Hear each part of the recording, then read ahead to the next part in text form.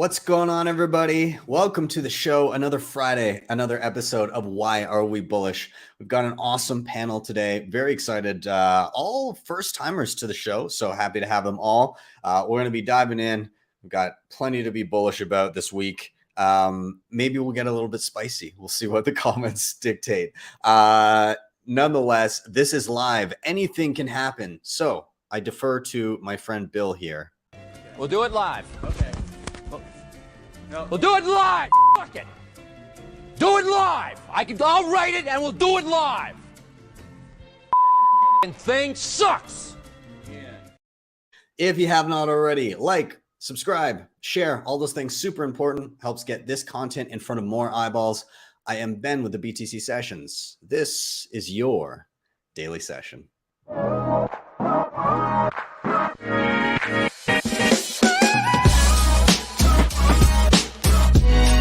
HODL the Bitcoin.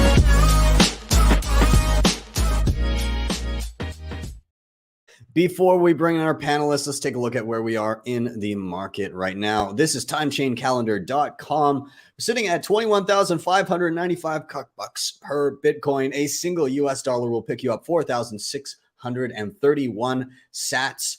91.84% of all Bitcoin have been mined, which is 19.29 million of them.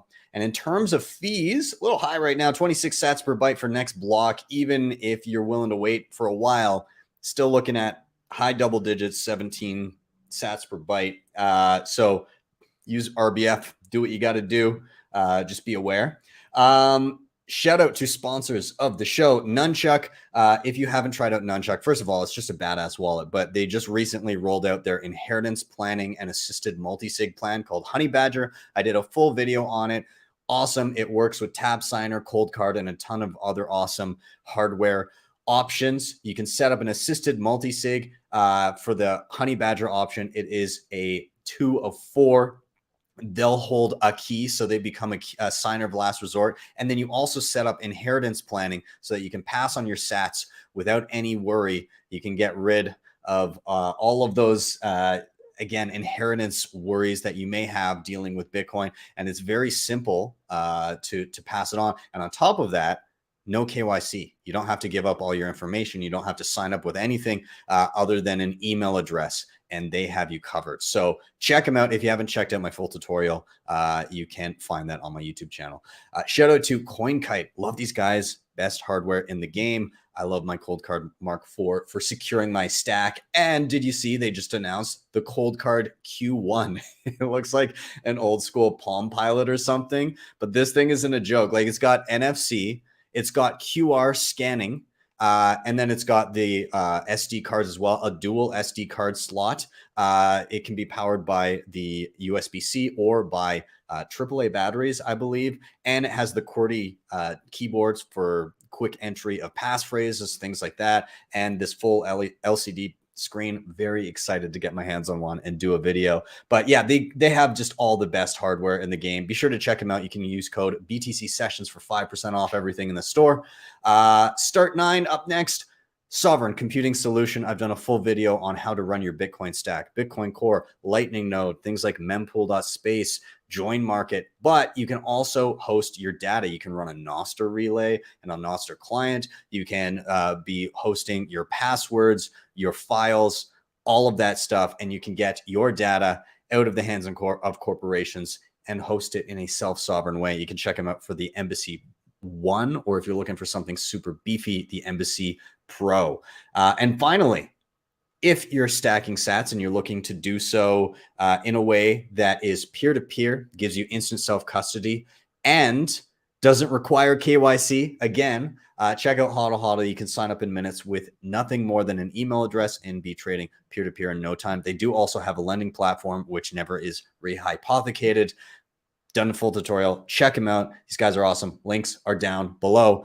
But with that, let's bring in our panel. Very excited to have them. I'll welcome to the stage Rob Hamilton, John Gordon, Aaron Foster. Gentlemen, thank you so much for being here. I appreciate all of you coming to join me on a Friday evening. And let's do a round of intros. I'd love to hear who are you and what do you do for anybody that may be unfamiliar. Rob, we'll go to you first.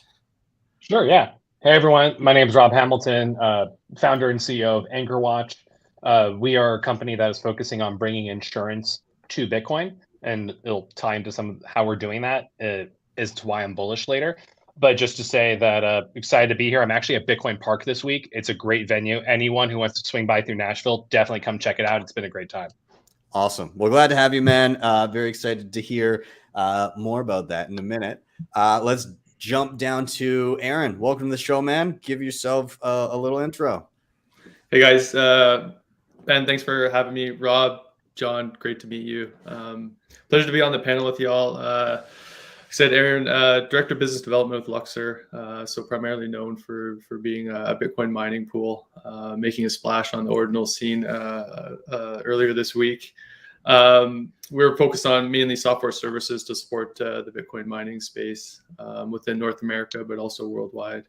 And it's a pleasure to be on the show and riff on the benefits of Bitcoin. Love it. Awesome. Well, thanks for being here, man. I'm sure there's going to be many spicy comments given what's been going on the past couple of weeks. We'll dive into that soon. But I digress. Let's jump lastly to John. Dude, good to see you. I got to meet you in person for HodlHodl in Charlotte, but good to have you on the show finally. Can you give yourself a little intro? Sure. Thanks so much for having me, Ben, and good to be with you guys, Rob and Aaron. That was a great event in Charlotte. We had a lot of fun. A little beef to start off the weekend, and Halloween, good times in October. John Gordon, the Bitcoin yogi, head of business development for Crowd Health, Bitcoin-based alternative to health insurance. So I'm sure we'll get into the insurance space a little bit. We're doing that through healthcare crowdfunding, negotiating directly for bills, and stacking sats, saving Bitcoin instead of paying health insurance premiums. So diving into healthcare and Bitcoin, and really excited to be here, super bullish about Bitcoin, and feel like the conviction's growing every single day. So excited to dive in. Awesome. Well, dude, I'm glad to have you. Glad to have you all. Yeah, let's dive into it. Anybody watching that is unfamiliar, this show is Why Are We Bullish? And so everybody brings a reason why they're feeling bullish, something that they're excited about, something top of mind, and it can be really anything that tickles their fancy. So we go by the 3 R's here. Somebody's going to drop a reason why they're bullish. Then we're all together going to riff on that reason. And then finally, we're going to rotate until everybody gets a turn. So reason, riff, rotate, simple. I'm going to get us started off this week.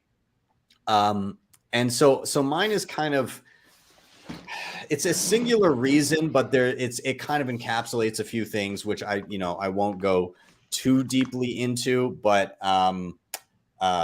just as a general premise, I think we're kind of watching the Bitcoiner thesis in and around, Bitcoin kind of sucking the air out of the room play out in slow motion.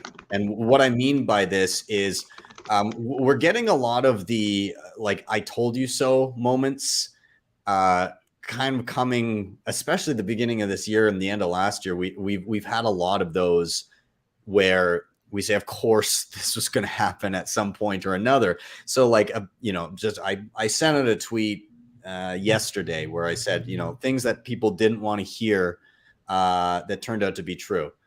You are the yield. Self-custody is important. Everything will be built atop Bitcoin, and ETH staking is a security. And we'll see, more examples of that in the future, I'm sure, of things that Bitcoiners have talked about and said, well, this is probably coming at some point or another. I'm sure we'll have many more check marks on that. So I guess the reason I'm bullish is, again, because Bitcoin is kind of a unique beast when you look at it against the plethora of everything else.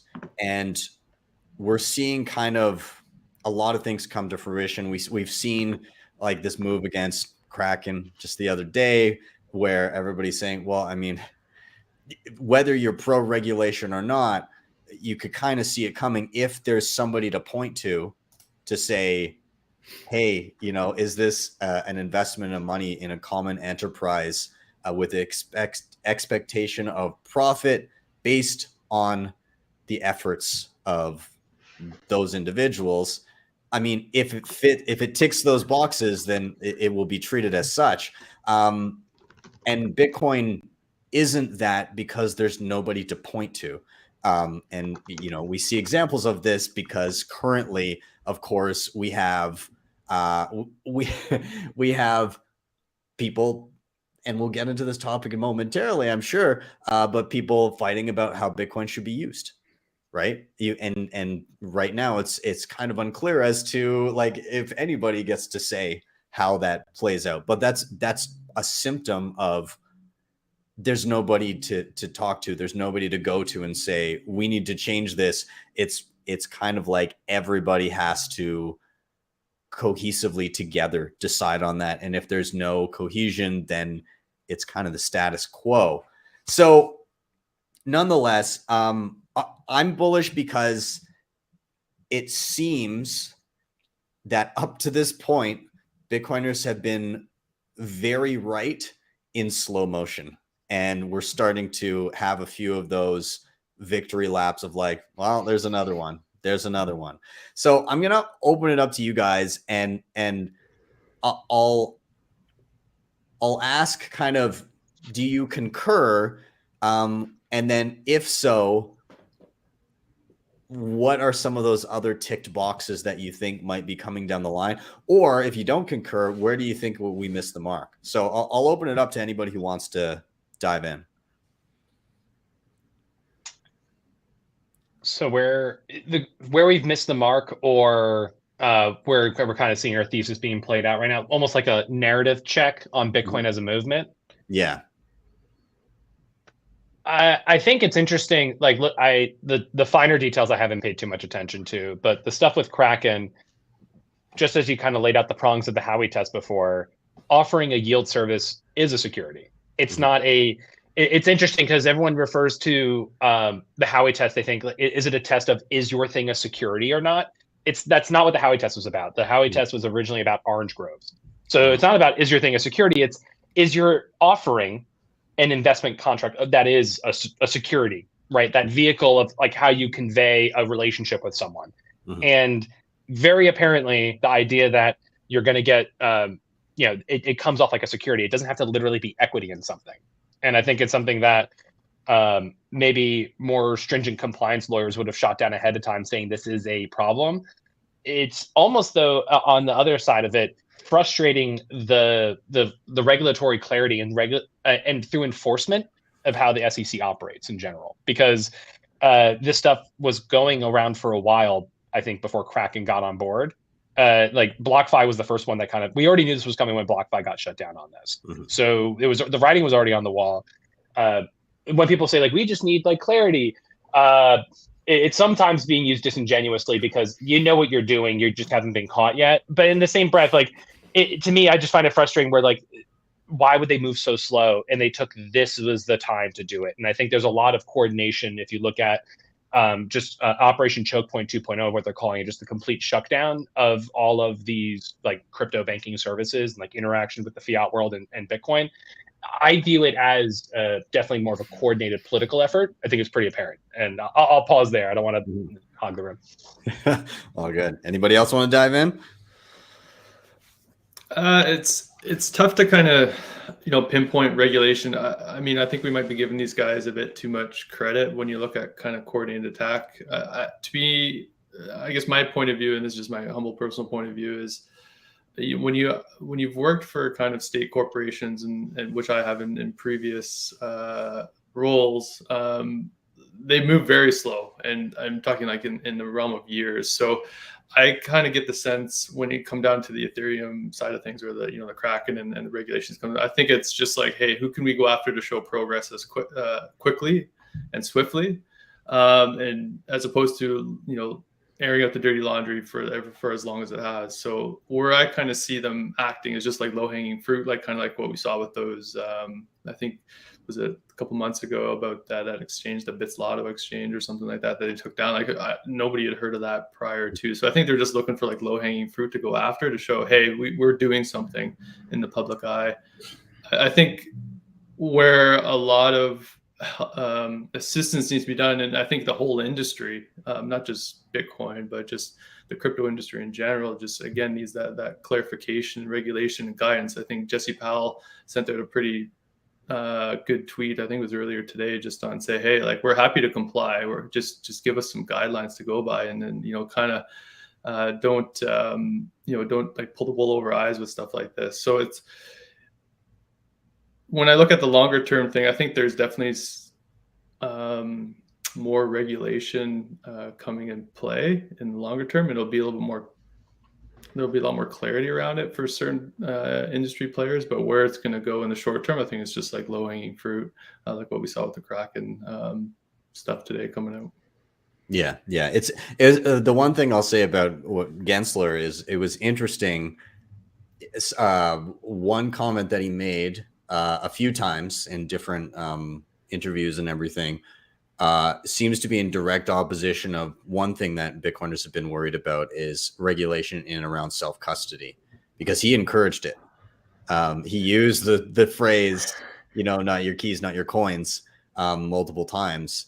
And it's interesting to see the head of the SEC, you know, mentioning that while all having other heads of state basically floating legislation that would make self-custody potentially very difficult for the average person. So I don't know.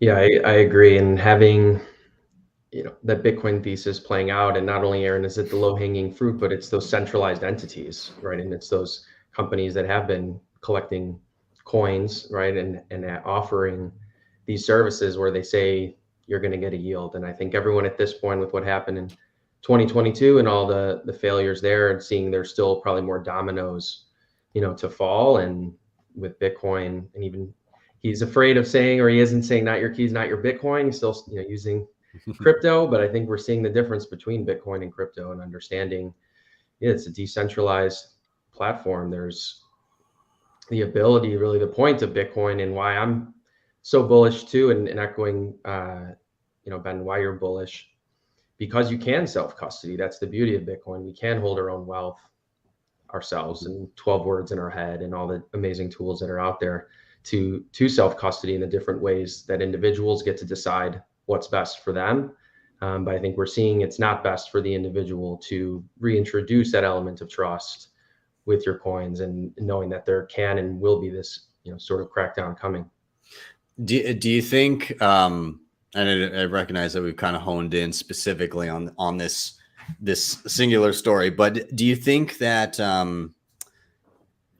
this changes significantly the dynamic of how these exchanges function in terms of, and maybe if clientele stick with them? Because like the major draw tended to be, you know, the flashy lights and casino vibe that you'd get from it, right? It's like, oh, you know, deposit here, get your yield, trade, this went up, this went down, you know, your notifications of like how much the market is moving to encourage you to trade here and there and everywhere.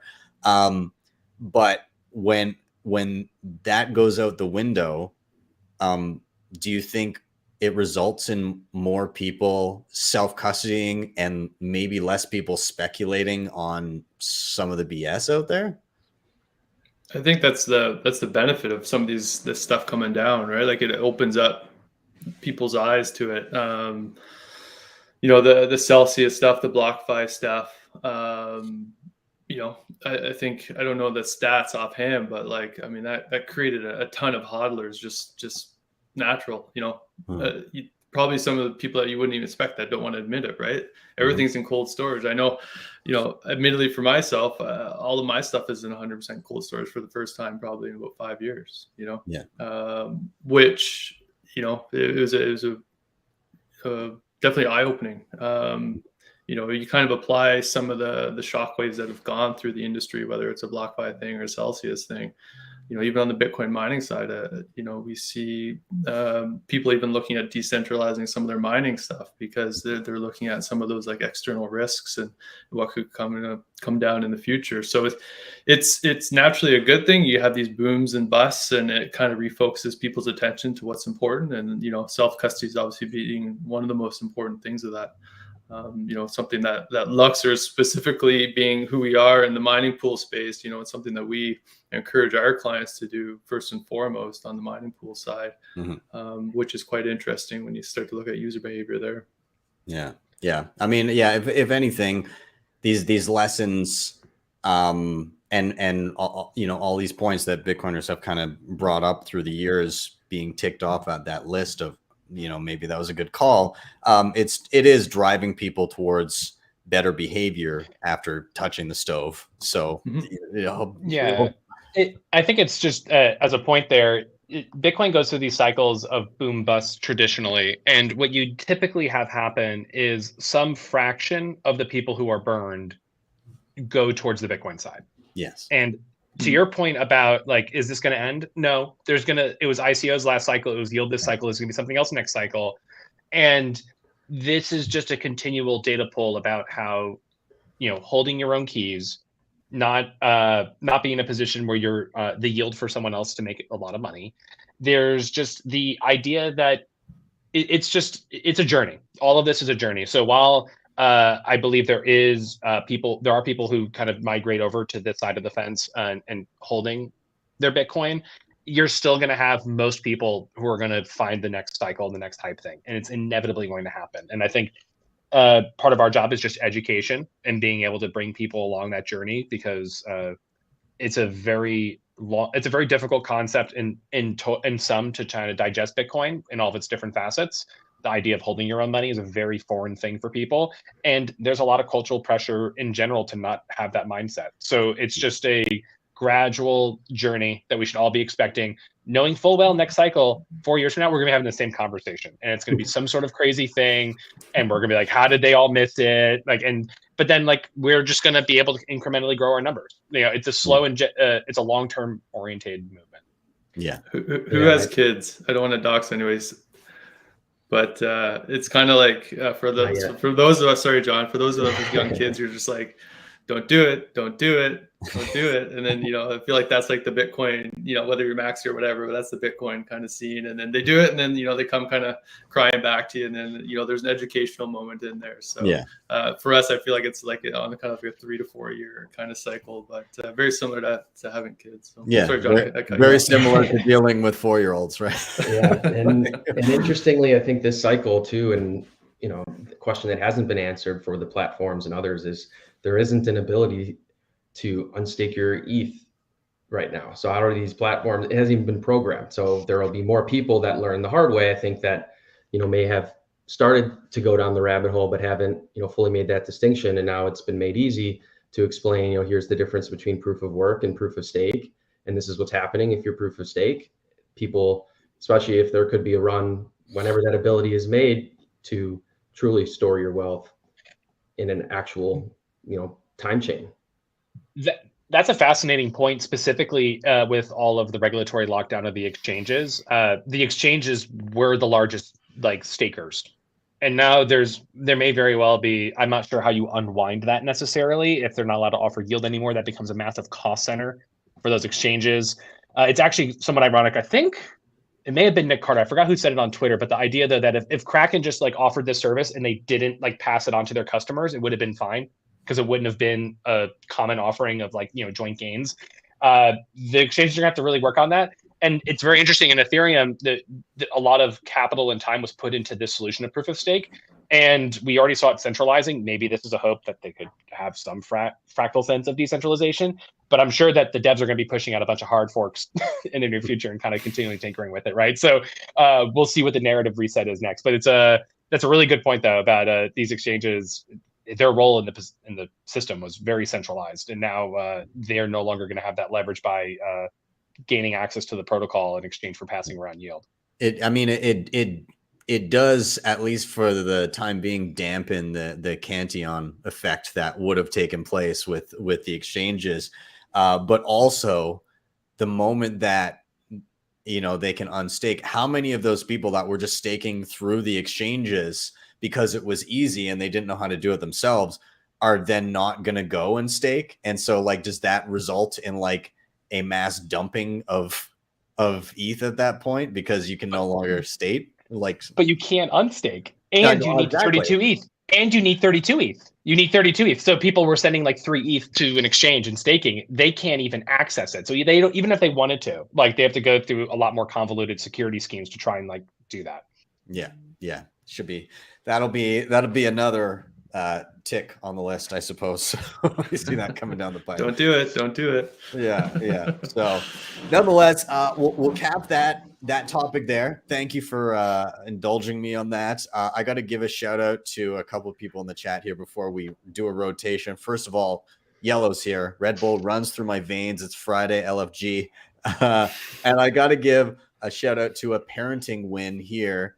On daddy duty tonight from Edgar. He said, my 7-year-old daughter created a received QR code for a few thousand sats this week. First time, proud papa. Hats off to that parenting win. Good job. But nonetheless, we're going to do a rotation. Actually, Rob, I'm going to jump to you first, and I'm just going to cue you up with a simple question. Why are you bullish? Why am I bullish? I am bullish because of Miniscript. Miniscript is something that actually came out of the Blockstream team, Peter Will, Andrew Polstra, and later Sanket in 2018. The idea here is that Bitcoin, and I'm going to keep it moderately technical. I'm not going to get too deep in the weeds, but Bitcoin has its own smart contracting language called Bitcoin Script. It's actually a language Satoshi invented when he wrote Bitcoin. And what Bitcoin Script is, think of it as the actual like instruction manual for how to spend a UTXO. So if you have money somewhere, and the very basic ones we all know are like a single sig, or you have a multi-sig, right? And those are actually represented in little stack elements from a computer science, like the computer science like mindset programming framework. So what Miniscript does is Miniscript allows us to kind of use the larger toolkit of Bitcoin opcodes. There's 256 of them.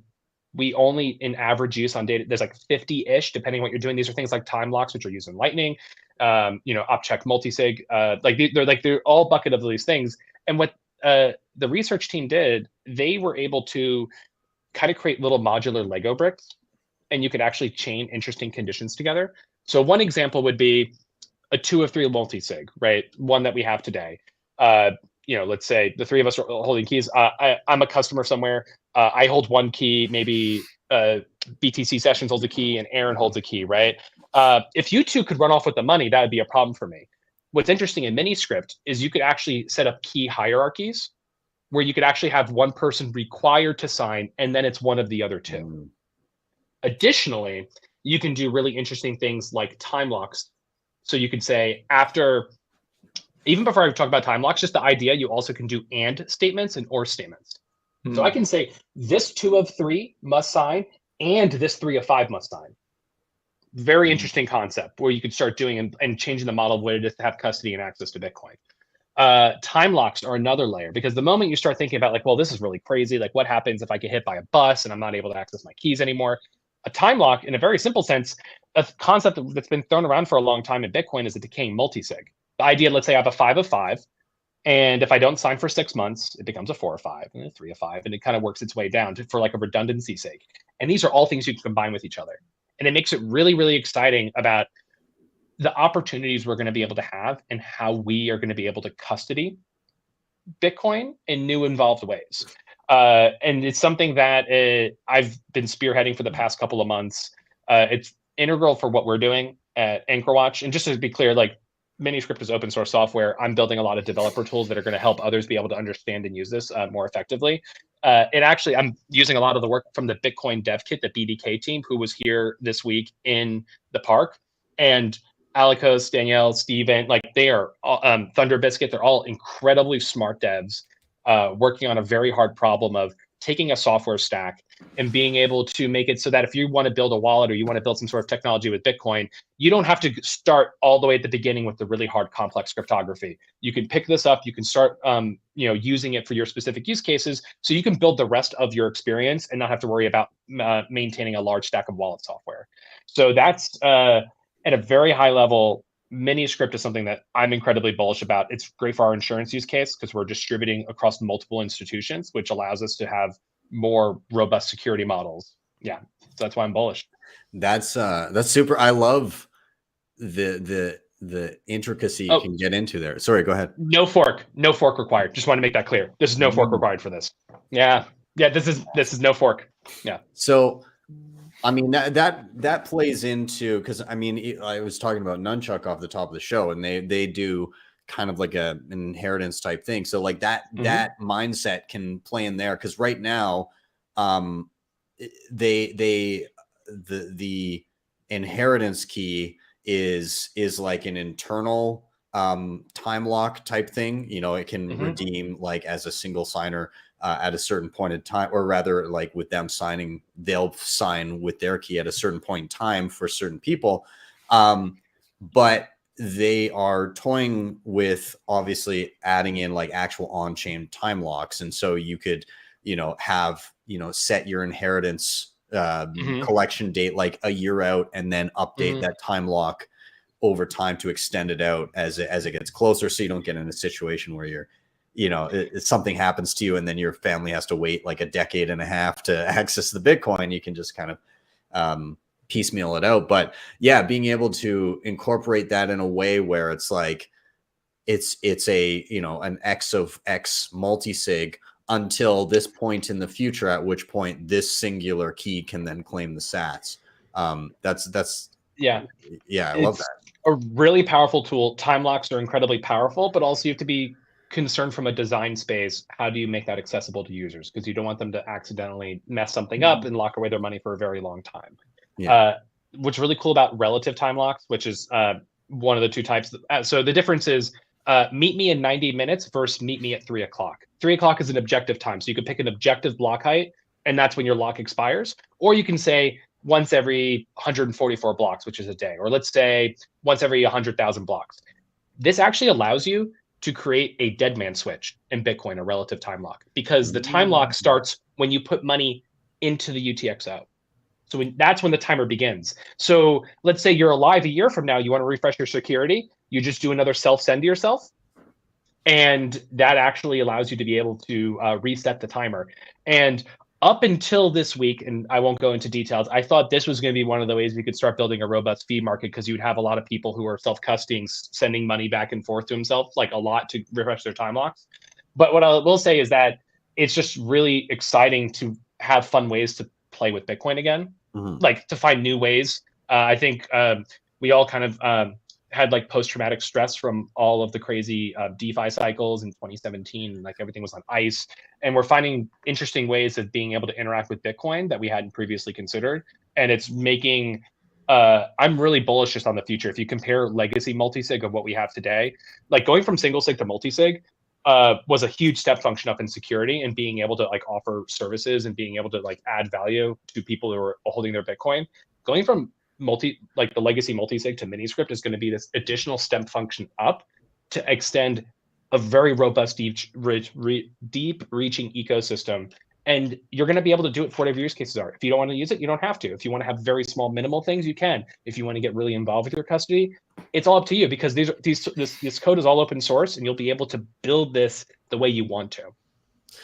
That's interesting. I'm wondering if any of this conversation, either for Aaron on the mining front, like payouts and all that kind of stuff, or John in and around like the what you guys are doing with crowd health, like, is this kind of bringing use cases to mind? Is it like, or are you? Well, yeah, that was actually gonna be my question for Rob. Like, what, I mean, obviously the inheritance planning, sort of my business development mind's going right now, just about use cases for our users and stuff like that. But like, what kind of use cases do you see beyond just like inheritance planning? Just out of curiosity for my kind of simple brain, but like I could easily think of some, you know, on the mining side, but just out of curiosity.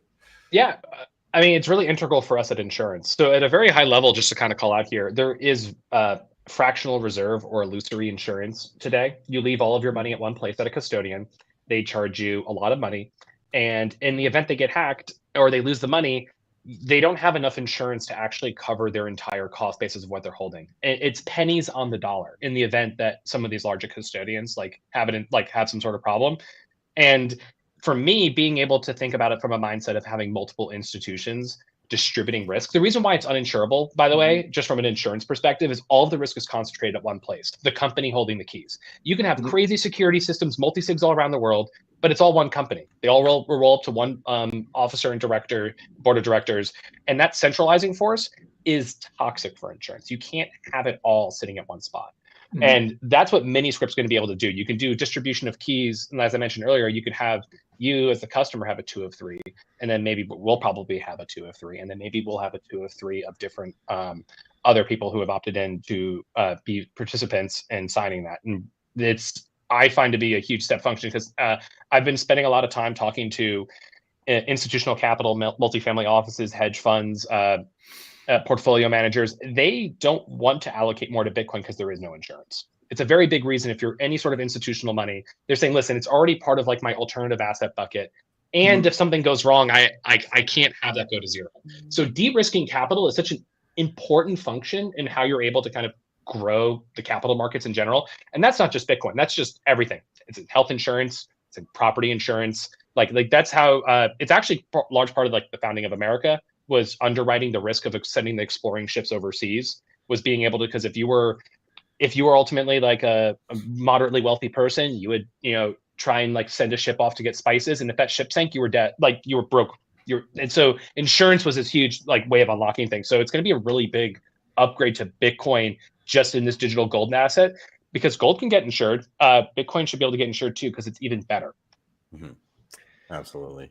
Yeah, I think that makes a lot of sense. Really, the use cases for institutions and for businesses to feel more comfortable in holding their own Bitcoins. I think a lot of that's been outsourced to third parties because of that risk issue, and being able to have more situational flexibility with Bitcoin and multi-sig, or multi-sig within multi-sig, and who gets what keys and when. And I think that timing aspect too, obviously we're living in a world where there's digital nomads and people switching jobs and moving around. The economy is super fluid, and who holds those keys to Bitcoin from an organizational perspective is super important. So yeah, that's really exciting that those Miniscripts continue to be built in easier and more flexible, I think, so that you can really have an open book for potential customer institution, say what works for you. And it will get very personal, and they might have their personal stack too, as you're saying, as an alternative investment, but making it easier for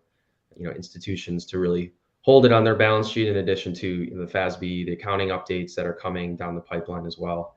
I think you'll see more and more of that. Yeah, like the way I think of it is like on our side is like for an easy use case is just like now that like larger and larger, speaking about Bitcoin mining in general, is there's larger and larger institutions getting into the space, like larger and larger miners. During bull runs, there's obviously a lot more USD value in Bitcoin, as an example. So there's a lot more, call it USD value at stake for a lot of these corporations. A lot of where we're a lot immature as a space on the Bitcoin mining side is just like role-based permissions, custody solutions, right? That was kind of what came out of they call it the 2020, 2021 kind of run up. But when you start to look at Miniscripts as an example, I think that provides a huge benefit to some of these more sophisticated guys getting in the space. I'm thinking about Alex Brammer over at Talent Energy and those guys, right? Where you basically have a nuclear facility and understanding the complexities of a facility like that, and how much, I don't want to use the word regulation, but how much controls are in place for an organization like that. That's a solution that they could implement, which would kind of suit their hierarchical structure, right? So it's not going to be just like two guys that have, potentially access to that account or custody account. There's going to be a little more, mature in that space, right? And one of the guys I love talking to is Cam Strom over at Unchained Capital. He educated me quite a bit on like the inheritance planning. Sorry, Cam, I gotta call you back. I know, but just for my own personal stuff. But it's fascinating to watch, because until you see somebody fight through some of the stuff that's out there, it can be really eye-opening as to just how basic some of the custody solutions are out there. So that the Miniscript idea and what you're kind of building out is like super fascinating. I feel like where we would be in like 3 to 5 years, an example, like that would be like commonplace agree. with the ability there, rather than just like 2 or 3 multi-sig, which was, I feel like, groundbreaking in like 2017. But if you can layer this on, like, that'd be fantastic. So Yeah. I was just going to say, what has to happen for this kind of stuff to start being accessible to your average person? Yeah. So Ledger hardware wallet supports the biggest one. Ledger already has support for it today. So I already have like full functional working demos that works with Ledger. Sal over at Ledger really pioneered pushing this forward and having this enabled. I was on Citadel Dispatch last month, and Rodolfo was in town, and Rodolfo was saying that he wasn't really thinking about, like, it wasn't anywhere in the near future.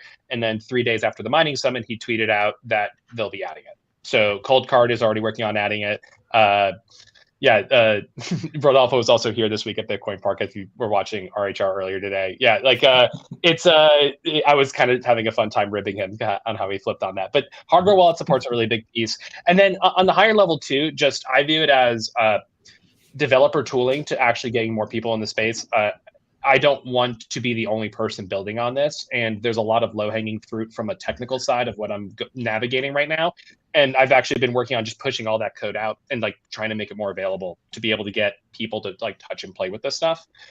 That's going to be a really big piece, so that the user experience can get dialed in. That's another really big piece, is just because I technically can conceptually get it working on a screen. My co-founder Becca will look at it, I'm like, hey, it works. It's like, look at this new feature. And she's like, it needs to be like a normal person needs to be able to look at this, Rob. So you're gonna need to go back and do that again, right? So it's hardware wallet support. It's getting additional, just like the developer tooling out there and the user experience. Those are going to be like. But what's so exciting? These are all brand new, decision problems that we have in Bitcoin, and it makes it really interesting to kind of work in a new frontier and kind of like playing around with that opportunity. And ultimately, at the end of the day, it's going to be the best for everyone. And like my favorite use case is the idea that you can set it up in such a way that you can hold a key, distribute a bunch of keys elsewhere, but the money can't move unless you sign. Like, that's such a powerful concept that you can have this massive fracturing and of like what it means to do custody, and you have like negative control. So like a negative control being like, oh, I never, like, you can have a vendor like, I can never spend your money, but you can't spend it within this time lock window unless I sign off on it, right? So they're not a custodian. They're just like a toll gate, making sure that like you're following through all of your right and procedures. And then the one final piece I find really exciting here is that you're able to actually set this up with a series of decaying multi-sig. So I just mentioned that negative toll gate. Let's say they become hostile, they don't want to work with you anymore. You could have a branch after a long enough period of time. I call this the sovereign veto, where you just get to unilaterally withdraw your keys again. It's just like all of these different, like, and this is what's so exciting. I've been working on this for the past couple of months, and more people are starting to talk about it, and the ideas that are starting to bubble up of what this is going to look like. It's going to make things really exciting. So 3 to 5 years from now, I see fully end-to-end great user experience, interoperability from different like products and wallets and vendors too, because you don't want to have one single point that's going to be the only way you can use it, because that's its own socializing force in its own right. It's going to empower users of Bitcoin, whether they are individuals looking for sovereign use cases like a decaying multi-sig, to large, complicated enterprise level solutions from the insurance side of what we're building. There's just going to be so much opportunity, and it's going to make it so much easier as the technicalities get ironed out and they dissolve into the background. Makes me incredibly bullish. Holy shit, I just realized there's going to be a whole industry of people that help set up what these are going to look like. I think of, people that reach out to me and say, oh, I want help setting up my hardware wallet or setting up a multi-sig. Imagine the consultants and the people that are going to help out like corporations setting up these Miniscript these Miniscript 2 of 3 and 3 of 5, and if this happens, and like corporate structures in and around this stuff. It's going to be a whole specialized, like almost in place of or in tandem with like the legal side of things, like writing out contracts. Now the digital, like at the end of the day, who actually owns these assets, because ownership is 10/10 of the law in Bitcoin. So like it just absolutely. And just 2 things. One, we're doing that, or like in those conversations, because we are holding the risk, and since we're holding the risk, we want to have some insight on like, what is your setup that you're using, right? Because if it goes wrong, we have to pay you out, and I view us as a skin in the game aligned partner but you get to hold keys, not risk. And as an institution, that is such a great relief. And the second point, as a call to action for the overall industry, to your exact point, Ben, about like these like templates, I want to have like 5 to 10 templates from different use cases that we all can like interact and understand with each other, and have all of the Bitcoin like adversarial thinking sphere poke holes in all of them. And thus, as a community, can start thinking about what these generalized templates look like. And then you can actually even maybe encode them into a certain like BIP, where like, oh, I'm using a BIP 433 A vault, right? Like these are like the kind, like I was talking about this earlier today with the BDK team. Like these are the interesting design things, but it's wide open space. It's full prairie at the moment, and there's a lot of really interesting things and ways this is going to go. Yeah, it's almost like that again. Like you get a legal template of like a, you know, whatever is some sort of legal agreement for your typical contract on whatever. You just go and you pull your BIP template for a particular use. I think, yeah, that's fantastic. Where my head goes is like as simple as like giving my kid allowance at like, you know, a specific interval, you know what I mean? And then like Yes. to John's business, right? Like the crowd health, like you could, you know, there's so many cool implementations that you can do here, but I'm just thinking about, okay, well, if my kid doesn't do this, then, you know, they don't, you know, the time lock won't happen. So That's right. Man. Wow. Yeah, I think it opens up a whole new ball game, whether it's crowdfunding or you take out the trash and you get your 10,000 sats or whatever it is. Yeah, having that timing, I think just enables so many more use cases. I like the idea of having the templates, Rob, and giving people something to choose from, because sometimes it can be overwhelming. I think for an individual or company saying, where do I even start? And say, hey, this is where you can start, and then really walk them through that process of here's how we can tweak it to your situation. But because I agree, even being with Unchained and having 2 of 3 and having someone there to walk you through it, personally, a customer is amazing, right? And being able to have someone in sessions, I know so many people go to you for help and advice from an individual level and how to get set up, because there are so many tools out there. But yeah, I think the user experience and design will be an important element as well. Yeah, there's a lot there. All right. Well, okay. So I'm gonna we'll round out this topic. Very interesting. I think there's a lot. It sounds like there's a lot coming down the pipe, and there's going to be, people are always like, geez, do you ever worry that you're going to run out of tutorials to do? Apparently fucking not. Sorry, Ben. But yeah, so there, I've got my work cut out for me, and that's a good problem to have. So awesome. With that, Rob, thank you for that topic. Loved it. We're going to do a rotation now. And again, shout out to people in the comments or in the chat here. Keep them coming. I'm going to start pulling up some more comments here too. I just want to T-Gem in the comments was saying this functionality will be key for setting up internal controls for Bitcoin management, which is going to be needed more ad corporations look to actually incorporate Bitcoin into operations, setting up controls for a petty Bitcoin account, who can sign off on spending at what limits, fund control by head office and branches, cash sweeps for creditors. Yeah, I mean, there's so much there. It's wild. So yeah, awesome. But with that, we're gonna rotate. I'm gonna toss it to Aaron here. I'm gonna tee you up with the same simple question. Why are you bullish? I was going to change my answer. I'm bullish on Anchor Watch now. Shut it down.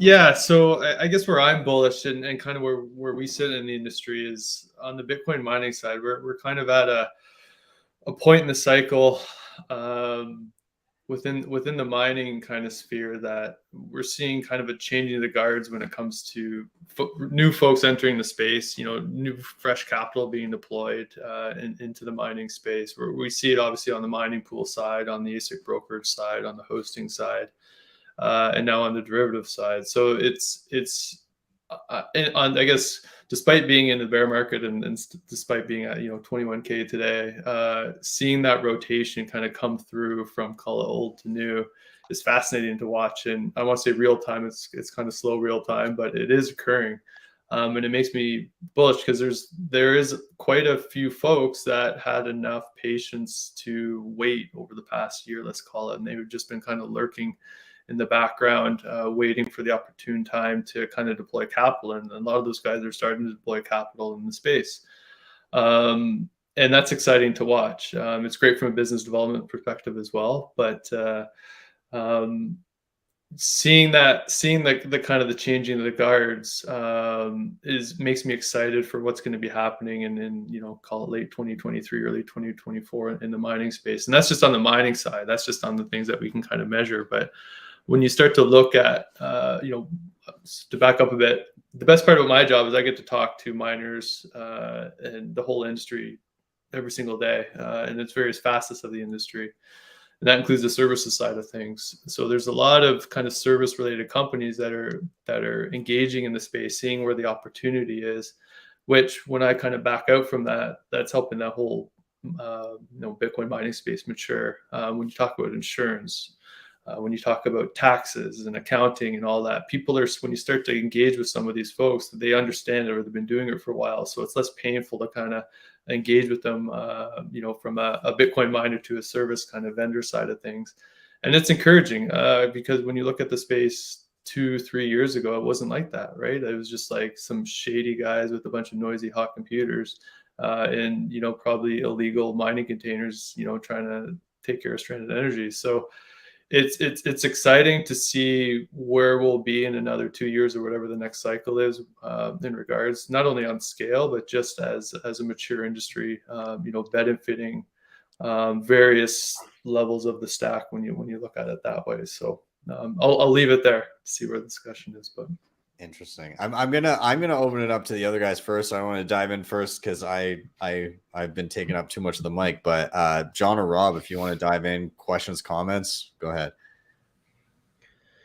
Yeah, I think observing the mining space, not having really participated, but talking and being in the space and been up at Bitcoin Park and now in Austin, and just seeing the demand response and the way that miners are able to step up here in Texas has been interesting. But yeah, I think you are seeing, it sounds like the shakeout and now more development, those that were more conservative and didn't kind of get out over their skis when we had the last peak in November 21, are now able to get in at get miners at a lower price and continue to see the hash rate growing. I think is super bullish for Bitcoin, despite all the, setbacks in the short term last year. So it's interesting to hear, your perspective. And I think seeing another merger this week, more capital being deployed, as you said, ultimately mining is security. Mining is, really what's powering Bitcoin, TikTok next block. So to hear from you and be interested to hear more what you're seeing, talking to these service providers and who else is wanting to get into Bitcoin and understanding that you can essentially print money now, and it's a free for all. It's the most competitive market in the world. And where is that stranded energy? Is it in the US or is it international? And then where is that political risk, I think, as well, where you're seeing certain countries, whether it's the miners leaving China, now having to leave Kazakhstan, or now in Paraguay, other countries where you thought there's a lot of potential for energy here, but getting rug pulled. So how do you kind of mitigate that risk as a miner too is really interesting. Yeah, it's I mean there's what we kind of see too is like I call it the kind of like mining is the gateway drug into Bitcoin, right? Like I think people, when they start looking at Bitcoin, mining is one of the things that they connect with first, right? Because it's tangible, right? They say, okay, I plug this machine in, I get X amount of Bitcoin revenue a day. I mean, I can kind of feel and touch and feel that. Whereas like I feel like when you talk to a lot of OGs, that's kind of where they first started, and then they kind of go down that path and end up where they do. Where it's really exciting and what we really see is obviously the engagement on the utility side. They're starting to engage and actually start to look to attract folks to their various jurisdictions. I mean, I think this past week we saw Dennis and the Satoshi Action Fund in Mississippi and some of the stuff that they're passing there, kind of on the heels of Wyoming, what they did, I think it was about a year ago now. And that's encouraging, right? What's happening in Texas with some of the demand response stuff, and some of the other states are taking notice of that and kind of upping their game when it comes to demand response. But when you look outside of North America and you start to talk to miners, like it's very similar progression to what North America has had over the past, over the past year and a half since, quote unquote, the China ban. Is they're just, a couple of years behind as to where we're at right now. And that's going to be encouraging and exciting to watch. Dubai being one of those as an example. So it's always fresh, and you know, lessons to be learned from each kind of jurisdictions as you watch it grow. So super bullish on that. Awesome. Yeah. I have a few questions here in the comments, if that's all right with you. There's so Tatum was asking about like, do you have an opinion on like you know, home mining, if the industry standard keeps evolving towards industrial scale? Do you think home mining kind of dissipates further, or do you think it continues to, like, is there a future for home mining is what he's getting at? Absolutely.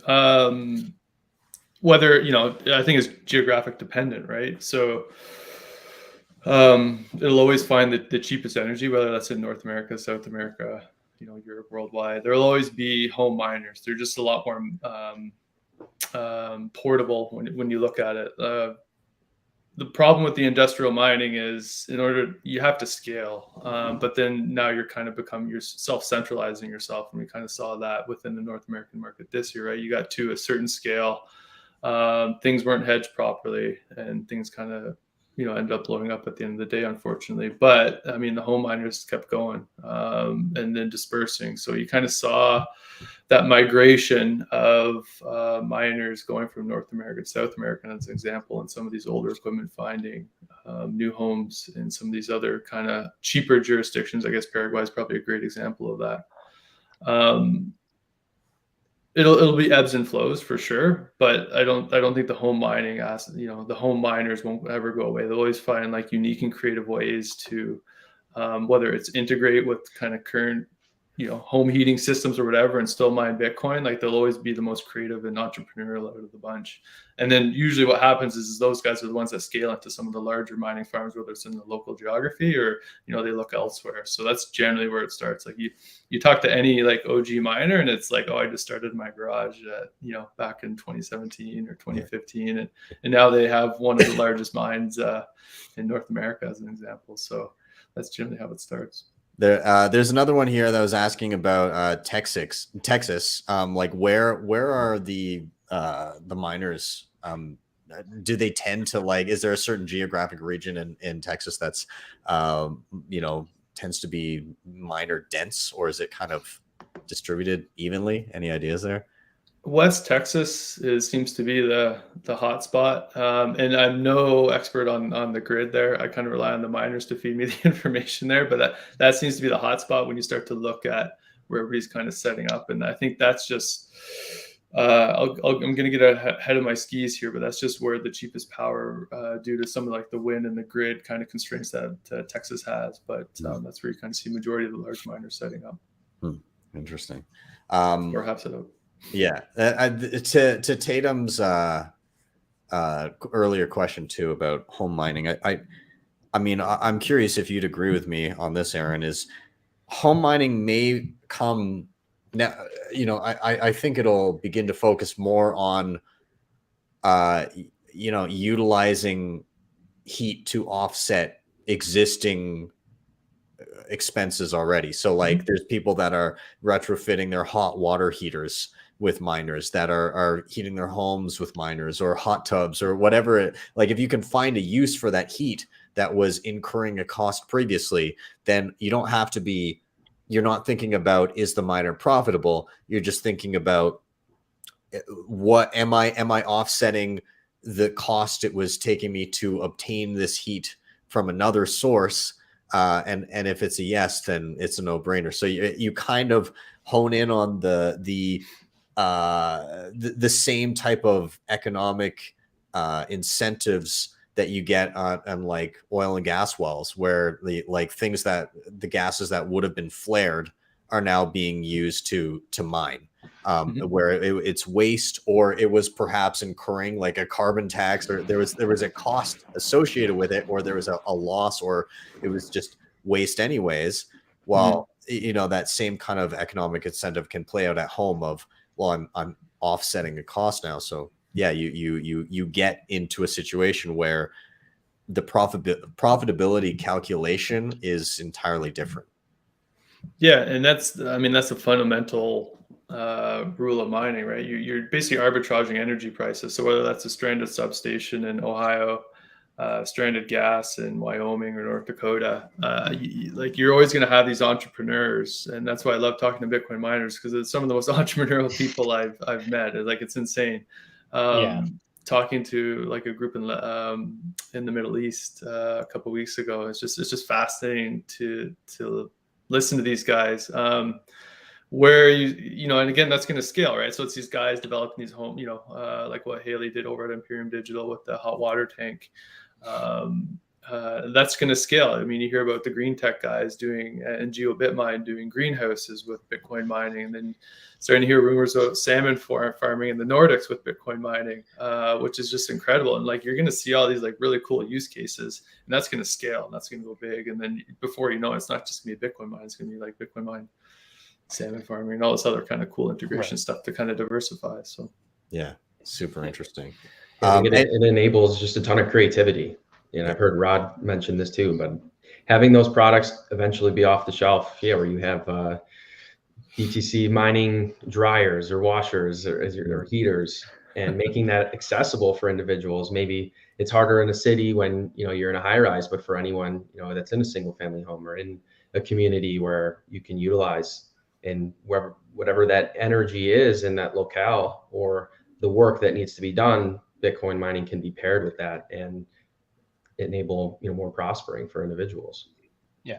And just because I haven't riffed anything on Aaron's, just very quickly, I was at the mining summit last month, and it was great to see a lot of people at Bitcoin Park that were working on this. And we talk about the institutional adoption of Bitcoin. We're thinking the asset itself, but I really think a lot of the institutional adoption happened in the mining industry with all these publicly traded companies last cycle.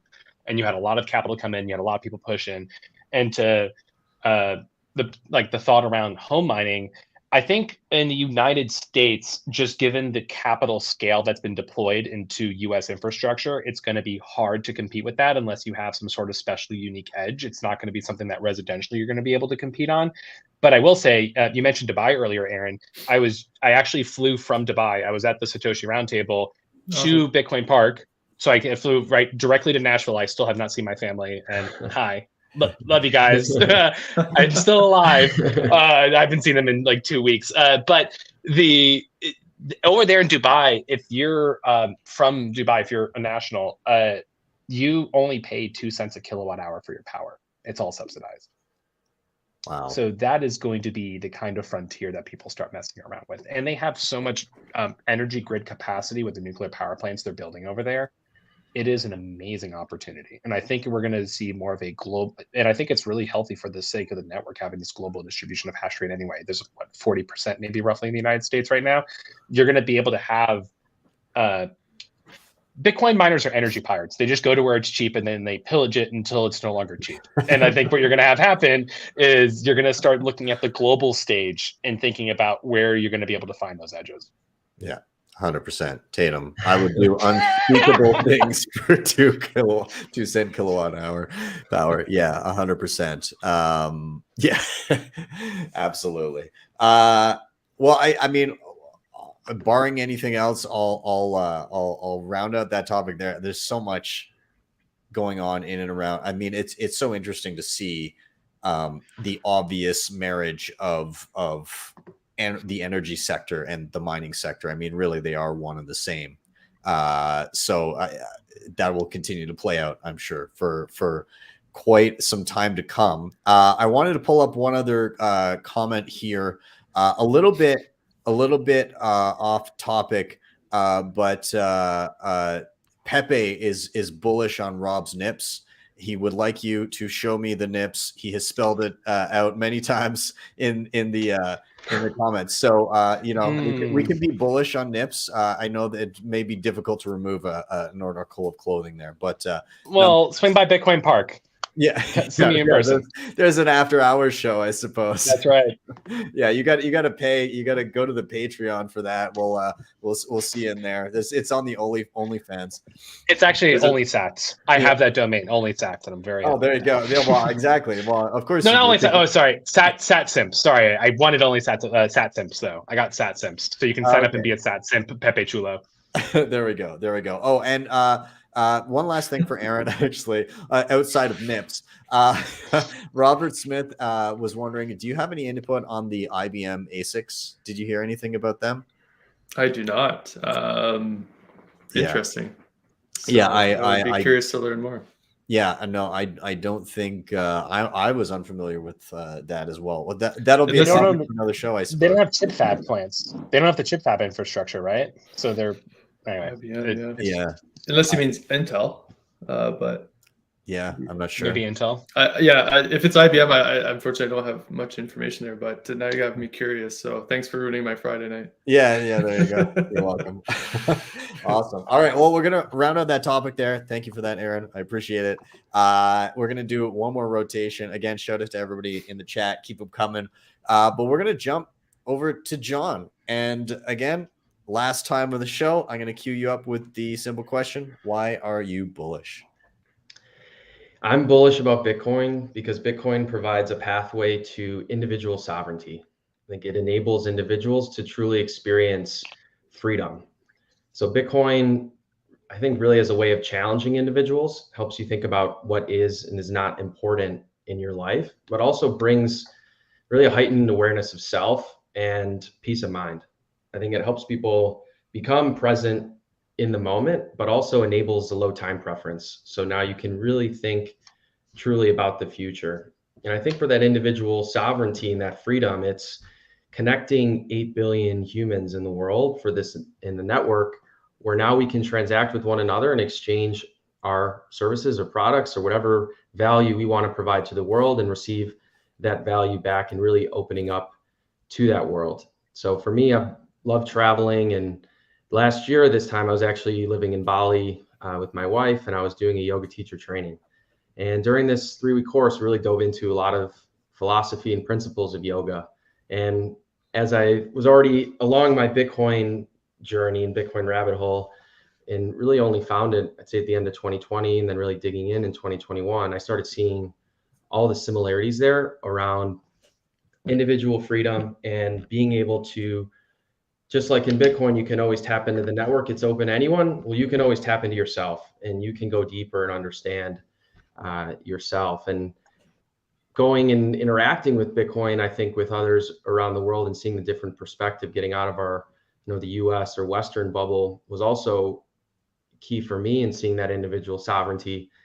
Along on that trip, we also went to Zimbabwe and was orange pilling some folks there. My safari guide, Mike, another a healer and leader of a community there. And when you start getting into the principles of decentralization and having a consensus mechanism to come to decisions, they understood Bitcoin right away. And when you see Bitcoin being adopted in places like El Salvador, and also visiting Bitcoin Akasi and Muscle Bay in South Africa, it's really empowering individuals to be able to have access to financial services and to be able to save for the first time in their life. And that's the peace of mind aspect, because now that you can preserve your purchasing power and the work that you produce today to be able to get the goods and services that you'll need to live as a human being into the future, that can't be debased, that can't be stolen from you, from anyone else.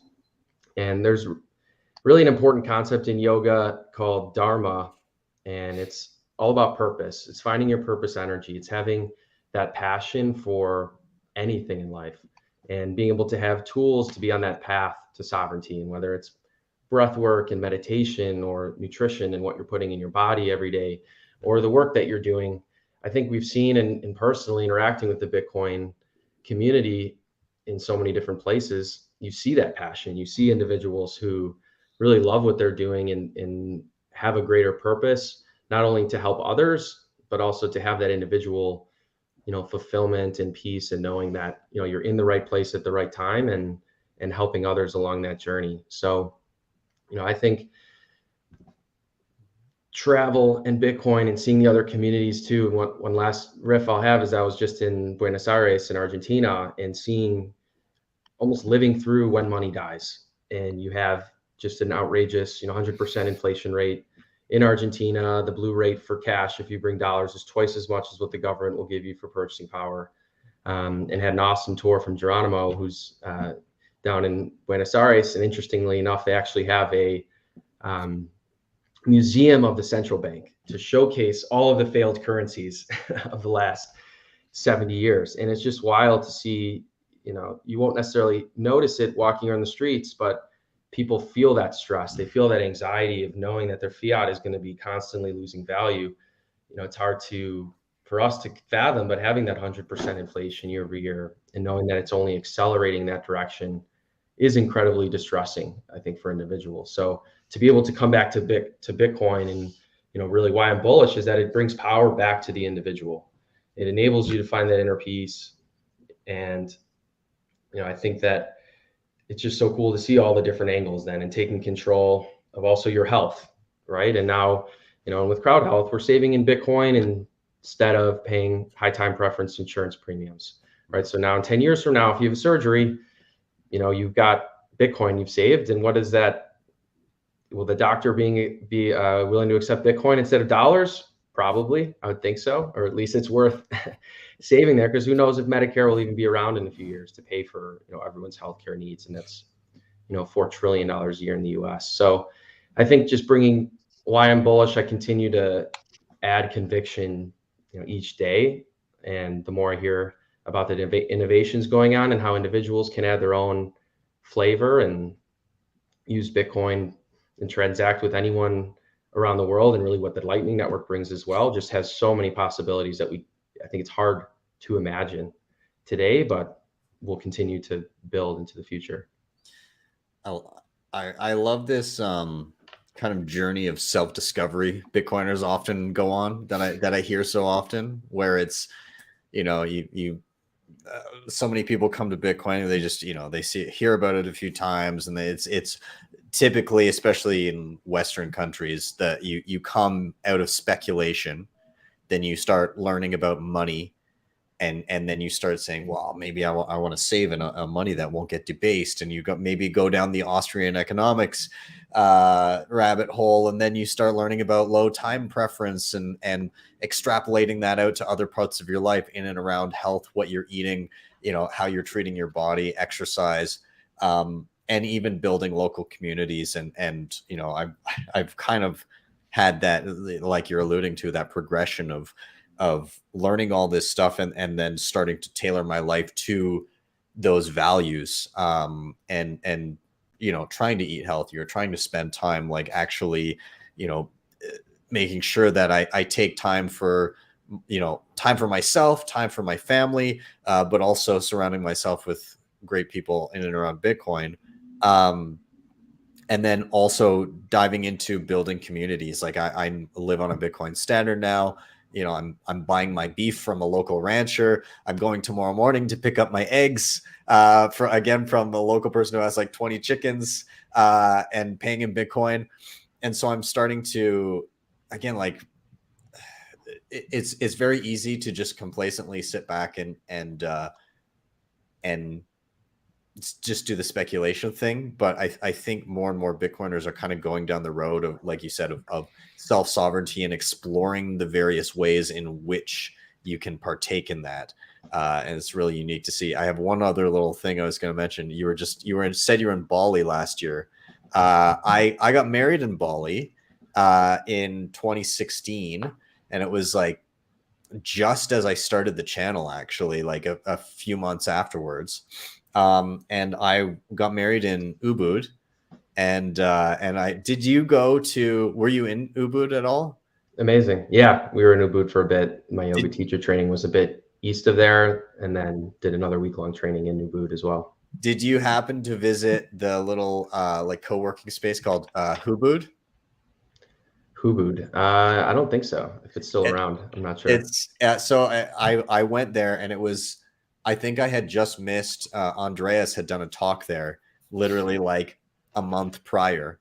And so I had just missed his talk, and he was like, obviously very integral to anybody that kind of got into Bitcoin early, probably watched a ton of his talks. But they had a Bitcoin ATM there and everything. And so I went in and I was all curious about it. And I got to show everybody and say, see, it's not pretend, there's actual things happening. So Yeah, no, I there's a soft spot in my heart for Bali.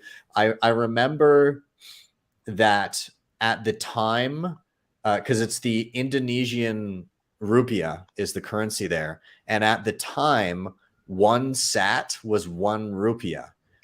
And so we hit That sat rupee parody. parody. There you go. But I can't recall. I'd be curious. I gotta look it up afterwards. Maybe while other people are chatting to see what it's at now. But yeah, nonetheless, that's really cool to hear. So maybe I'll toss it to Aaron or Rob if you guys want to jump in, comments, questions, whatever.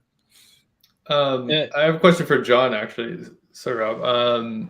Just being like kind of traveling to a bunch of different countries, being a nomad a bit. I've been unfortunately having kids a little bit more tied down, so very jealous. But like, kind of, where do you see, or how have you? I guess let me back it up. When you have talked to folks about Bitcoin in some of these countries, like, what has been the reception, understanding, their currency debasement and the hyperinflation and stuff like that? And the second part to that question is, how have you seen them react to the hyperinflation? How have they adapted to that, right? Because it's not like an overnight, or in some cases an overnight thing, but it's not just normal one day, 100% the next day kind of thing, inflation. So curious on your yeah word. Sorry. Yeah, definitely have a lot of thoughts on that, and I think it depends a lot on the location. So for example, and how traumatic you could say how quick the experience was. So definitely for those in Zimbabwe that experienced hyperinflation very quickly. I bought a $100 billion Zimbabwe bill as a kind of a token, and said, oh, this expires in 3 months too. So their savings were basically stolen overnight. So when you've had that personal experience of losing your entire savings, Bitcoin resonates very quickly, I would say. And then also, interestingly enough, for the more rural community, they were fine in that time because they were the ones producing food. So all of a sudden the government's going to them and paying them a lot more, and their food becomes that much more valuable. And they're used to storing value in cows and goats. Is usually how they're saving for the future when they do earn more. But I think for those locations that it happens slower, and that theft of inflation and stealing people's time doesn't happen overnight, you don't see as much or as quick of the adoption. I think I saw in the comments too about Argentina's adoption, and despite 100% inflation, you don't see as much adoption as you would think, is what I learned from Geronimo, because people don't touch the stove as closely, or because also 40% of people are completely living off of government subsidies, and there is this disincentive to work, and people are so used to that aspect that they maybe haven't found Bitcoin yet. So that's why I think the education perspective comes in, and usually if you can meet people where they are and listen to their experience, there's always something to talk about. And that's where and I think the experience in Bali too is interesting from COVID perspective, then it being shut down for a couple of years. Ben, when you were there, the Bitcoin uptick was huge, and I think you had a lot of circular economy going on in Bali. And then when 90% of their economy is tourism, and that was shut down, and then now the government could go in and say, because the rupiah is failing too, and their biggest bill was worth about $7. It's like 100,000 rupiah, just like in Argentina. Now the biggest bill in circulation is worth $3, right? So you have these bills that aren't worth much, but then they tell the shop owner to take down the I accept Bitcoin, and people forget or lose the ability to use it. I wasn't really spending any Bitcoin in Bali, when if I was there 3-4 years ago, I probably would have been able to. So it's interesting too. I think you kind of see this ebb and flow, that at least momentum can be slowed by a government that's more adversarial and protective of their currency. And that's where it comes down to individuals showing. And I think even I'd love to get over to the Philippines. They have a Bitcoin retreat coming up in March, and Bill was presenting when we had a meetup recently at the Commons, and they've onboarded like 250 merchants in a month or two. And they're showing why Bitcoin is really better than their current way that they can transact digitally. So bringing that home for individuals and making it easy, I think. But yeah, so that's where gradually, then suddenly, too. But you still have 200 fiat currencies around. It's crazy. So we're still just that early. I looked up what the rupiah in terms of Bitcoin was worth when I was there. It was around a whole Bitcoin at the time would have been worth about, that might not even be. I'm curious if they're basing it on current price. I think it was around eight. Let's see, one Bitcoin would have been like 8 million sats, 8.5 million sats. Now, oh sorry, 8.5 million rupiahs. Yeah. And now it's 328 million.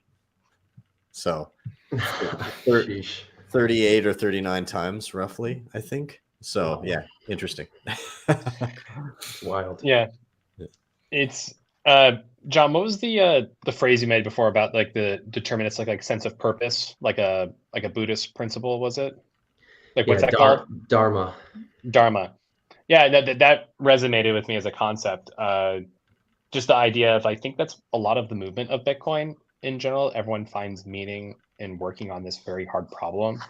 And I was having a conversation earlier today with someone and having an observation that culturally movements that are more free focused and there's less friction. It's more of an open kind of like general like momentum tend to have a higher likelihood of winning. And this is like why in the great fight between the United States and the Soviet Union had so much. This is actually from Jordan Peterson, the idea of like this enforcement cost of maintaining that rigid structure in society becomes like sand in the gears, and it requires more and more effort to try and maintain it. Whereas if you have a freedom focused system, it can actually self-organize and be able to be prosperous, right?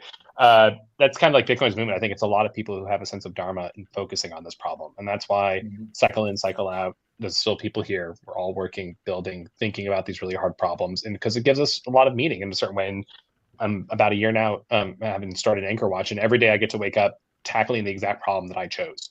And it's something that gives me, I tell people like, like how's work? Like you're working long hours, and genuinely like work is play in a real sense of that. It's a real joy to be working on really hard problems that could have a lot of impact and make the world a better place and help Bitcoin adoption. It's it's a very exciting time, in this industry. I think there's a lot of great things to be coming over the next couple of years. Yeah, 100%. There's no shortage of interesting things coming down the pipe. I don't know if I don't know if I want to add too much there. I don't know, John. Do you have any other final thoughts that you want to throw out there before I kind of get everybody's final thoughts on everything, or does anybody have any other final questions on this topic? Yeah, just say, it's a path, it's a process, and I think finding that alignment and that purpose as an individual and connecting with others is always available. So it's and it's voluntary. I think to your point, Rob, that what ends up winning in the long run is something that people are voluntarily doing on their own, and you can always tap into it. And just like we're always breathing, and then throughout the day, you may not think about it as much. It's another way to tap into how you feel and what you're doing and how you move about the day. And if you feel that purpose or you feel that tug to get into the Bitcoin space, there's always different opportunities, and it's as easy as a DM on Twitter or see what people are doing out there. So continuing to show up, I think in alignment, and continuing to provide other people that courage to go for it. Awesome. I love that. All right. Well, I'm going to round out our final topic here. I always like to finish the show by doing a quick round of, I know, John, you just got out a few of your final thoughts, but we'll do a quick round of final thoughts. And if you have a recommendation for something that you think people should check out. And when I say recommendation, it can literally be anything that's top of mind, whether it be like a book, a podcast, a video, a website, an application, a device, a life lesson that you've come across that you think would be useful for the people watching in their Bitcoin journey or just in their life journey, as it may be.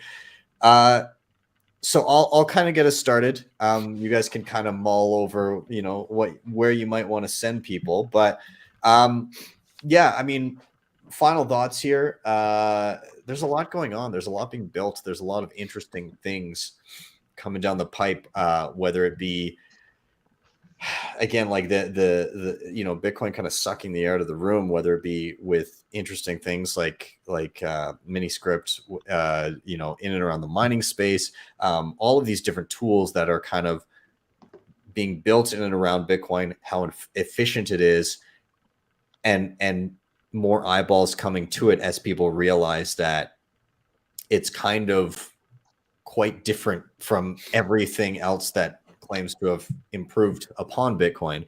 And it sends us down these interesting kind of personal growth pathways as well. So I'll just say to people, again, there's never a shortage of new things to learn. Keep learning.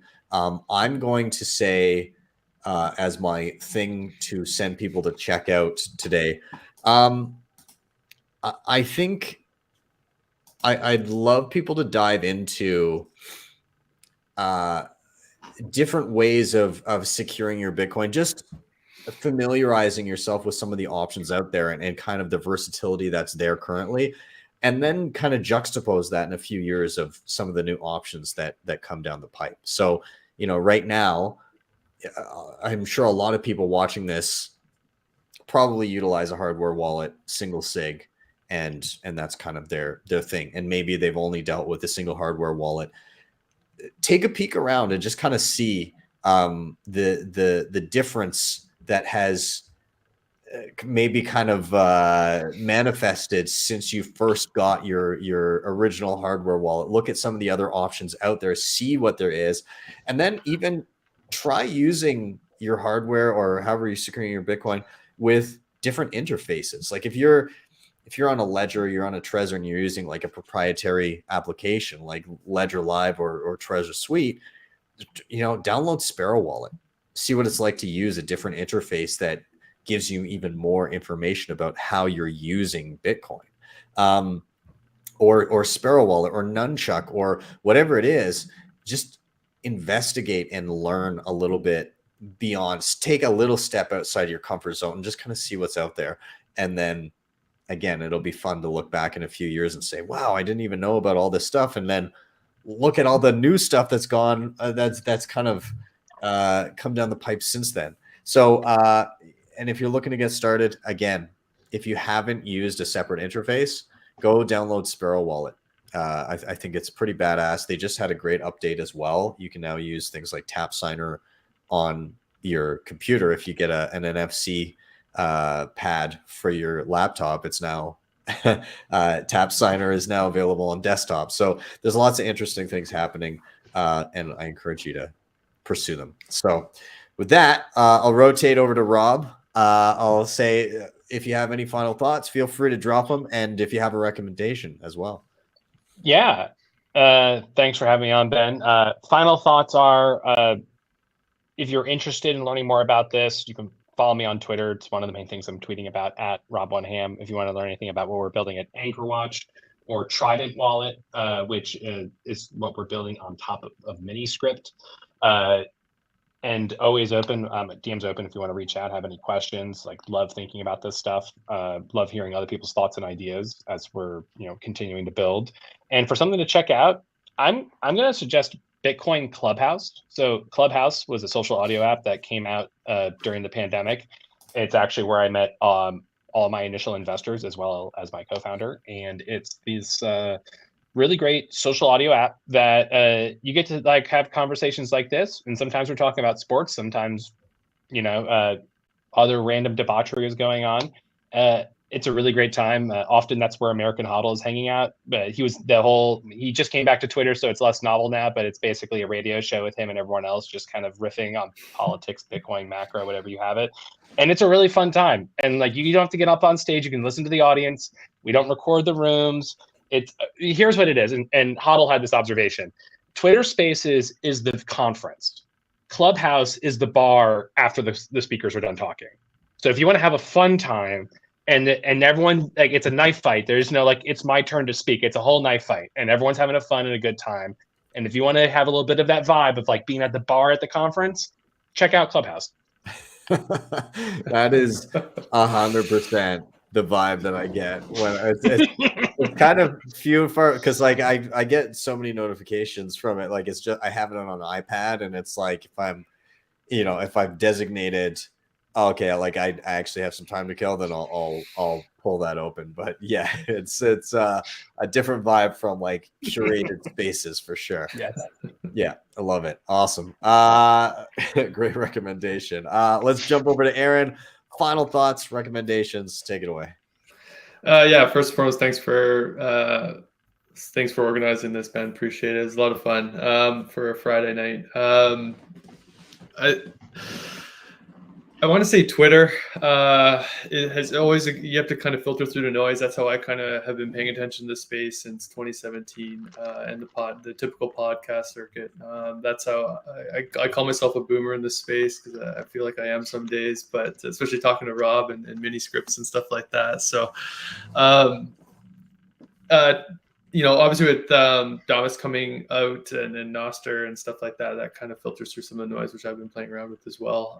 But when you kind of look at, filtering out all the noise, depending on where you want to focus, I'll admit I'm not the most technical person in the world. Super interested to learn, but I would go to your YouTube channel, Ben, to kind of learn a bit more about the technical aspects for a simple-minded guy like myself. But where, for the folks that are interested in the Bitcoin mining space and understanding that, I recommend checking out, I'll do a shameless plug here, the hash rate index blog that we put out. In addition to hashrateindex.com, there's a lot of kind of mining resources there. We have a pretty awesome content team for anything Bitcoin mining related. So if that's the space that you are interested in, but that's the beautiful thing about what we're doing currently in the space that we operate in, whether it's, yourself, Rob, on the technical side, Ben, yourself on the, on the educational side, and John, yourself on, integrated with Bitcoin on the, the more services kind of side. It's awesome to see. And there's always space for somebody to kind of come in and take this thing to the next level. And that's for anybody that spent time in this space, it's never dull. There's always something going on. So it's exciting, and that's what keeps myself feeling young. I just can't keep up with it all the time. But I think my encouragement for anybody that's new and then listening, I think you just kind of have to start small, pick a lane that you want to learn. Try not to learn everything all at once, otherwise you'll just drown right away. So kind of pick your passion and go with it, and you'll be surprised as to where it leads you. And in addition to that, ask questions. Whether it's Twitter, any of these kind of social stuff, reach out. The amount of times people have DM'd myself asking questions, or I've DM'd some of the bigger guys in this space, they're always responsive, and it always blows me away that I can have a conversation on call it a Twitter Spaces or maybe a Clubhouse with some guys that are pretty high up in some of these large, whether it's Bitcoin mining companies or other kind of service areas. So it's you don't typically get that in typical corporate America. So take advantage of it. Absolutely. Awesome. And John, I'm going to jump to you one more time. I know you might have gotten out a few of your final thoughts already, but if you have recommendations or anything else you want to add, go ahead. Yeah, awesome. Well, thanks so much for having me, and super fun discussion, guys, and hope to meet you all in person too at one of the Bitcoin meetups or events in the future. I think my final thoughts really being find your purpose energy. Bitcoin is energy, and we all have that energy inside of us as well. So notice and be aware of, what makes you feel really alive. And also along the lines of what Aaron was saying is having an open mind. So being willing to take in new information and starting somewhere, not being overwhelmed sometimes by the noise, but also having to unlearn maybe what you were taught in the past, whether that was in school or university. I know from a lot of the Keynesian economics that we were fed, that's, prevailing narrative, and then realizing, hey, there's a whole nother school of thought here, and there isn't a right or wrong. It's priorities, and it's how you choose to put your energy and, your value towards. So my suggestion, my recommendation for people is to go, well, first of all, start reading. That was the biggest thing for me, is there's so many books out there that help me understand Bitcoin not only also not being technical, but understanding how it works, but also from the philosophy perspective, and even starting with the sovereign individual and realizing how prescient that book really was, being written in the late 90s, and seeing it now finally play out with this, digital nomad thesis, reading Layered Money, Nick Bhatia, Energy and Civilization, Vaclav Smil, and understanding our human needs and how that relates to Bitcoin. Seventh Property, Eric Yates, having all these different books and resources out there that, depending on your background and what you already understand, can take you to that next level. And then when you get there and you're feeling good, go to your local Bitcoin meetup. And if there isn't one, start one in your area. I'm a little spoiled here being in Austin now. There's so many meetups and amazing things going on all the time. But even if you're traveling or going somewhere else, go on Twitter, go other places and see, is there a local meetup here? Meetup.com has a lot of those resources as well that I feel like a lot of Bitcoiners are organizing on. So, I think, the DMs are always open and want to have those conversations. I think that's what's awesome about Bitcoiners. We have an open mind, want to learn and create a better world. So, get engaged is really my suggestion if you're just listening to this.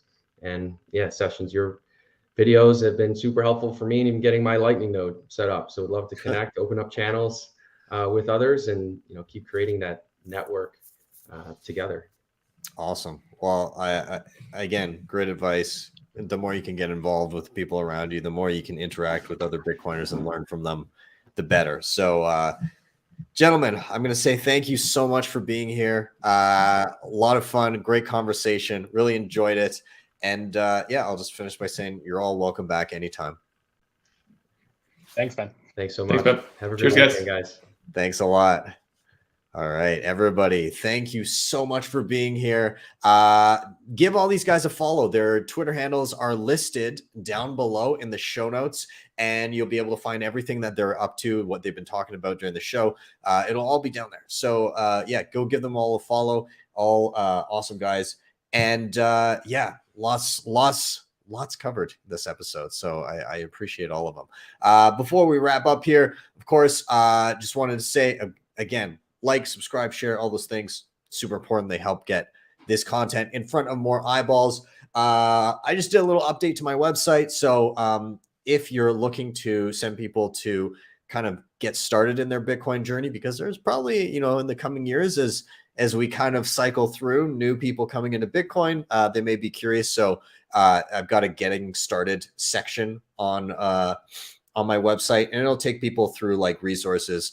John was talking about various books. He mentioned The Seventh Property by Eric Yates.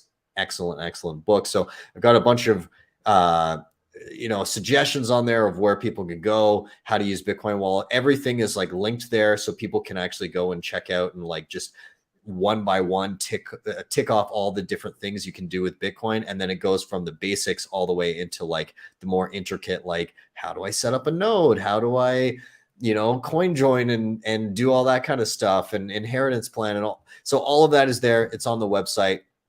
Also on the website, there's a ton of other stuff. I've got, again, you can link directly to the YouTube. I do one-on-one sessions and then in-person workshops, which, by the way, if people are going to be down in Miami, Bitcoin conference, I hope to see many people there. I'm very excited. Mrs. Sessions will be joining me again. This is our second Bitcoin event. Actually, when we were with John down in Charlotte, that was our first ever Bitcoin event at HodlHodl, which was a lot of fun. But I will be in Miami. Very excited for it.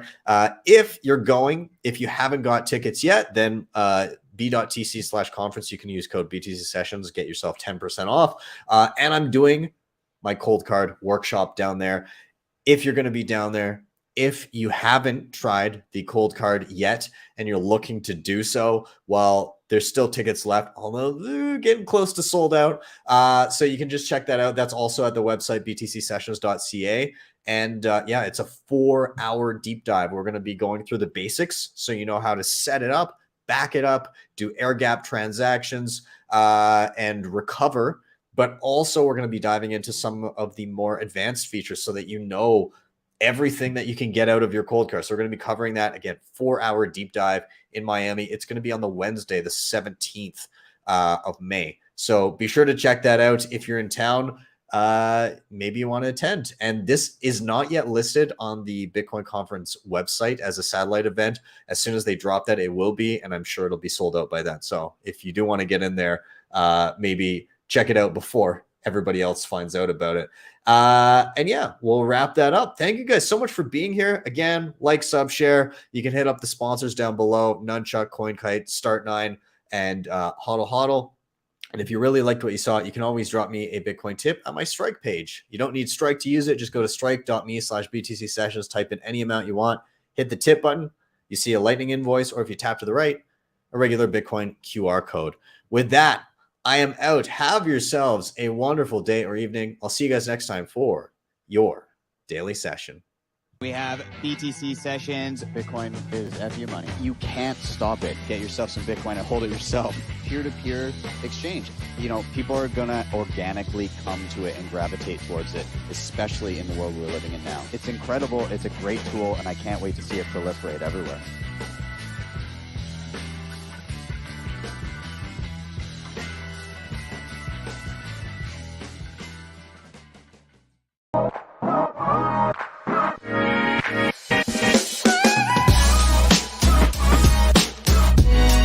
HodlHodl the Bitcoin.